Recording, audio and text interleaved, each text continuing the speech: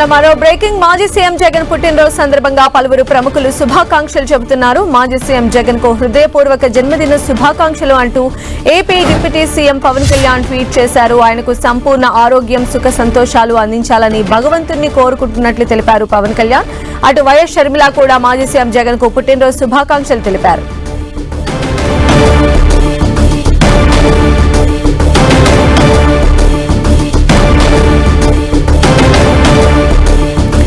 మాజీ సీఎం జగన్ పుట్టినరోజు సందర్భంగా శుభాకాంక్షల వెలువ కొనసాగుతోంది. ఇందులో భాగంగానే పలువురు ప్రముఖులు కూడా ఆయనకు శుభాకాంక్షలు తెలుపుతూ ట్వీట్స్ చేసిన విజువల్స్ మనం చూస్తూ ఉన్నాము.